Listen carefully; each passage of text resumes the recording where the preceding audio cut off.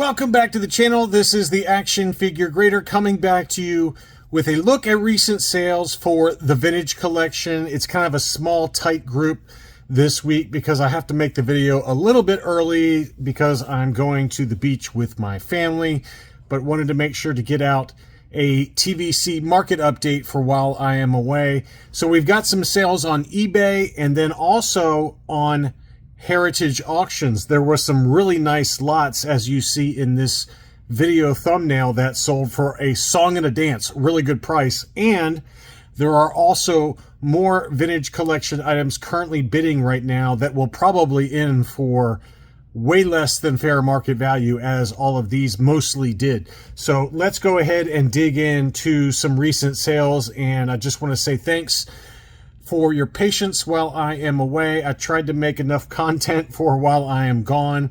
There will not be a what to buy video tomorrow because I'm out of town for that entire week, and I won't have any way to check eBay and kind of get everything up and set up for you guys. So we're going to take a week off from the what to buy videos, and I will be back in action the week after this video airs. Let's take a look. All right, so this seller had a unpunched US card for Kit Fisto. The photos were not great, but it looked to be pretty clean. I didn't really see much wrong with it. Maybe just some very faint edge wear to it, but that one sold in an auction for $107.50. Really good deal there for a VC29 Kit Fisto unpunched. And this seller is one I've mentioned in past videos, SLC Treasures. I have not bought from this seller, but they've got 9,700 transactions, and they've had a lot of really nice TVC that has sold here recently. This seller had 3 of the VC112 Dirty Paint App Sand Trooper. Really great card image on that one, unpunched. 3 of them were available. 2 of them did sell at $150.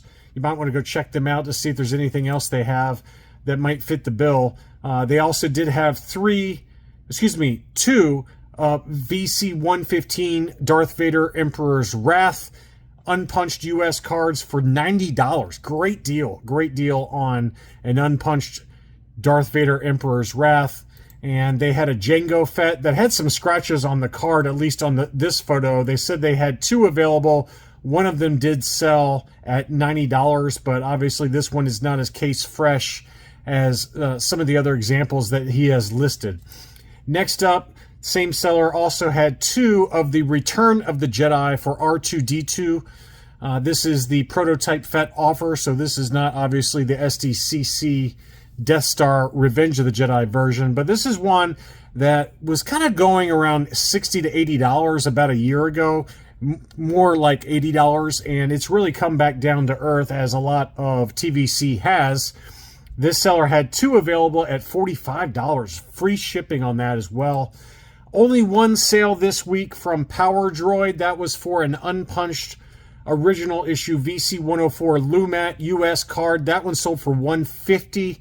And, you know, again, that's going to be on the upper end of the scale for an unpunched Lumat. Typically, we've been seeing 110 to 130, maybe 120 as an average. But this one did sell at $150.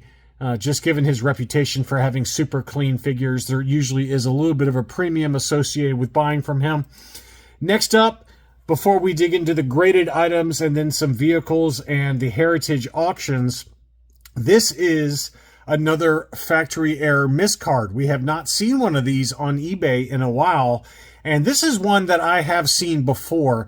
It's kind of a weird mashup, but this is a Luke Skywalker Hoth battle gear on an Emperor's Royal Guard reissue. So these are both reissue characters, and it's on the ERG card back. And I've seen a few examples of this particular miscard on Facebook in some of the different groups. This one sold for $600, which quite honestly, that seems to be about right. $500 to $600 is usually the going rate for a decent miscard. This one is in really good shape overall. Did not see any issues with it at all that made me suspect that it was not a true factory error miscard. A lot of people like to point to around the blister where you see kind of like some bubbling or some air pockets. That is okay. that is okay. That's very common for the seal on at least the recent release TVC. You'll see a little bit of kind of air pockets all the way around the seal, and that's just a common thing. That's just how it's sealed, and it's not something to be particularly worried about. Now, if you see some residue around those air pockets, that might indicate glue and somebody trying to pass one of these off as a legit miscard. But to be honest with you, I don't know if I've really seen any fake miscards on eBay. A few of you have commented that you have. I personally have not really seen any. And this seller had over 2,000 transactions with 100% positive feedback.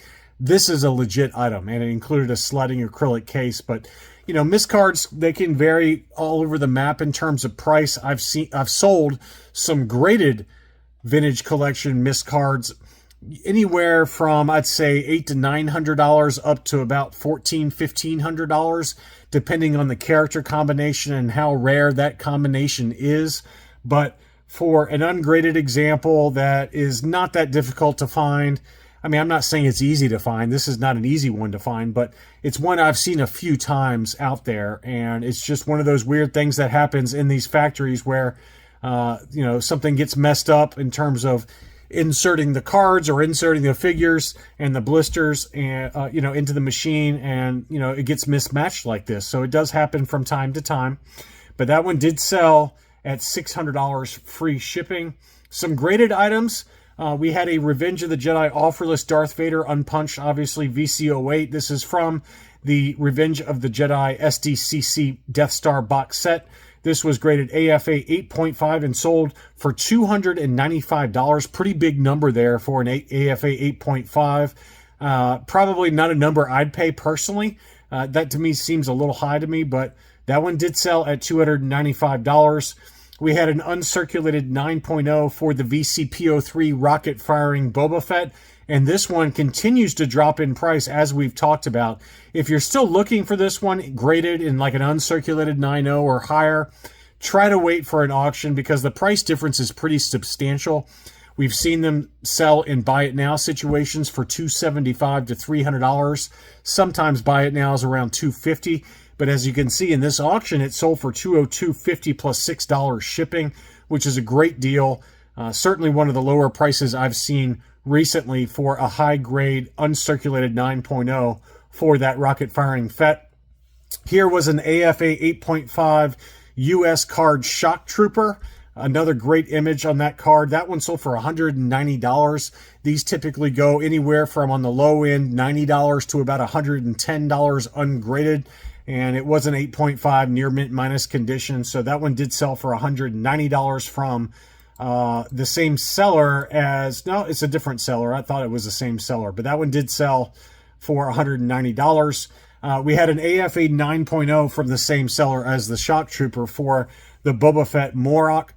This is one I did send out to my Patreon supporters, and one of y'all bought it using the affiliate link. So I just want to say thanks to whoever you are for using the affiliate link. I did get credit for that if you were wondering. And I just want to say thanks again for using those links. It means a lot that you guys do that. This one did sell, and I thought it was a good deal at $110 for an AFA 9.0 Target exclusive. Anytime you get a Target or Walmart exclusive, it's always a little tougher to get these in super minty condition. And to get it in a 9.0 for a Target exclusive, and you know, it's Boba Fett, pretty great looking card image on that one. $110 plus $6 shipping feels like a fair deal to me. So I'm glad that one of y'all were able to pick that up. Next up was an uncirculated 85 grade. This has got the 3-tier grading for the Death Star 2 version of Darth Vader. So you can see there it's got the 3-tier grading, 85, 85, 90. AFA grades these modern items very harshly. You know, even straight out of the shipper box, this one got an uncirculated 85. And I've sent in many items over the years that were modern TVC that I could not find a flaw on them, and they would still come back with 85 pluses or maybe 90s at best, but very rarely, you know, it's very, very difficult to get a 95 grade on anything, and that's especially true when you start doing the 3-tier grading. Me personally, I still think that the single score, you know, 1 to 9.0 modern scale, it's easier to get the 9.0 versus a 90 with 3-tier grading. That, you know, I have nothing to back that up. Absolutely nothing. But I feel like that's the case based on my experience submitting modern items to AFA for 3-tier grading. I prefer 3-tier grading. I just think it looks nicer. It's nicer to have the full story in terms of the card, the blister, and the figure. But they definitely, in my opinion, they grade it a little bit harsher than you would on the modern scale, 1.0 to 10.0. Next up, we've got some vehicles before we dig into those heritage sales. First was a Rebel Snowspeeder. This is obviously the Target exclusive that sold for $200. That's really been holding its value very well. Seems to be, you know, kind of creeping up even. You know, it used to be kind of 150 to 175, but I'm seeing more and more sales at 200 and above for the Target exclusive Snowspeeder. And we did have yet another sale for the HasLab sail barge. This was still in the original shipper box, still factory sealed, and it sold for $2,200 and with a very minimal shipping charge there. And, you know, I don't know if someone picked it up in person or what, but, you know, $2,200 is actually on the lower end of the range versus some of the other sales that we've seen here recently. We've seen $2,500, $2,700, so $2,200 was a pretty good deal for somebody for one that was still factory sealed in the shipper box. All right, now let's dig into the heritage sales. And these all sold in that last May 18th auction. And then at the end, I'm going to show you a few modern items that are currently underway with bidding in their June 15th auction. But this was a pretty good deal. Kind of a weird mix, but not really when you think about it. It's got the Attack of the Clones Republic gunship, still factory sealed. It did have a dent in the upper left-hand corner, but it also included the 4-pack of clones, and then it also had the 501st Legion ARC Troopers Special Action Figure 3-pack. So for all of those items together, and remember, this is a factory sealed gunship, that sold for $687.50, and that to me feels like a pretty good deal relative to even the AFA 80 for the Republic gunship that we saw that sold for over $1,000, and ungraded factory sealed examples for the gunship that sell, you know, anywhere from $650 to $800. So that felt like a pretty good deal there at $687.50. Next up, some other modern items. Not all of these are vintage collection, but this is kind of a cool mix. It included the, I don't know if this is the Legacy collection or if this is Clone Wars, but it's got that clone on the cover there. But I don't think it's Clone Wars. I think it's probably Legacy collection for the Jabba's throne. And it also included Ula. And then it also included the TVC Jabba's palace with kind of the decorations. And then it also included the 30th anniversary edition of the Max Rebo Band, entertainers and musicians. So you've got kind of the extended version of Return of the Jedi with the singers and kind of dancers and things like that. And then you actually had the whole band in the modern kind of format. So all of that together sold for $239, which feels like a pretty decent deal given that just the Max Rebo 30th anniversary can often go for $150 for those two sets.